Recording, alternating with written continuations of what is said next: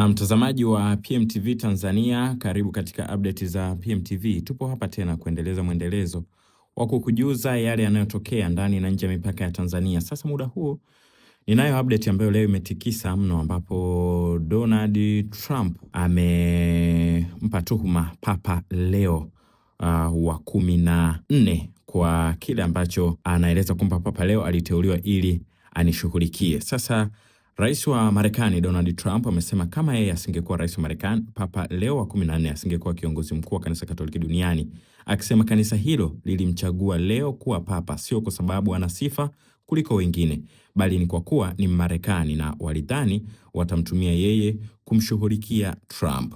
Rais Trump amesema, sitaki papa ambaye anamkosoa rais wa Marekani kwa sababu mimi nafanya haswa kile nilichochaguliwa kwa kishindo kikubwa, kufanya kuweka rekodi ya chini kabisa ya uhalifu na kuunda soko la hisa kubwa zaidi katika historia.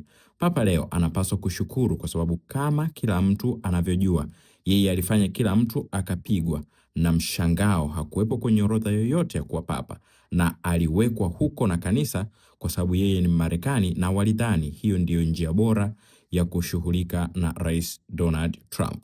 Kama mimi nisingekuwa Ikulu, Leo asingekuwa Vatican. Kwa bahati mbaya, udhaifu wa Leo katika uhalifu, udhaifu katika silaha za nyuklia, mimi haunifai, na ipo wazi na haiondoi ukweli kuwa yeye Papa Leo hukutana na wanaomuunga mkono Obama kama David Alex Losa kutoka mrengo wa kushoto, ambaye ni mmoja wa wale waliotamani waumini wa kanisa na maofisa wa kidini wakamatwe.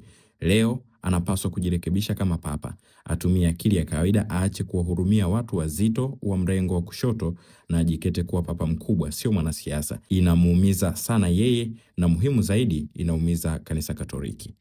Hayo ni maoni ya Donald Trump akiweka tuhuma kwamba Papa Leo wa 14 anamkandamiza, aliwekwa kwa makusudi kwa ajili ya kupambana naye, kwa sababu Papa Leo amekuwa akipinga na mambo ya vita na mapigano yanayoendelea, ambacho hicho Donald Trump amekiona kama sehemu ya kuunga mkono mataifa kama Iran yanayotengeneza nyuklia, ambayo Trump anapingana nayo kila kukicha isiweze kuzalishwa. Sasa wakati huo huo, yeye Papa Leo ameanza rasmi ziara ya siku 10 barani Afrika, ambapo kiongozi mkuu wa kanisa Katoliki duniani Papa Leo wa 14 ameanza rasmi ziara ya siku 10 barani Afrika, ambapo anatarajiwa kutembelea mataifa 4 ya Algeria, Cameroon, Angola na Guinea ya Ikweta.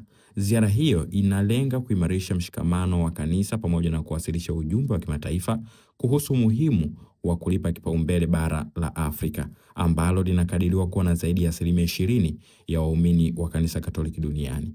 Kwa mujibu wa Vatican, Papa Leo wa 14 anatarajia kutumia ziara hiyo kuhamasisha jumuiya ya kimataifa kuelekeza umakini katika changamoto zinazoikabili Afrika, zikiwemo umaskini, migogoro ya kijamii, mabadiliko ya tabia nchi pamoja na upatikanaji wa huduma muhimu kama elimu na afya. Hata hivyo, swali linalobaki ni iwapo ujumbe wa Papa Leo wa 14 utaweza kuchochea hatua za vitendo kutoka kwa mataifa yenye ushawishi duniani, huku wengine wakiamini kuwa mafanikio ya ziara hiyo yatategemea dhamira ya kweli ya viongozi wa kimataifa kuchukua hatua madhubuti badala ya kutoa ahadi zisizo za utekelezaji ili kuleta mabadiliko chanya na endelevu barani Afrika. Nini maoni yako? Shiriki nasi hapo.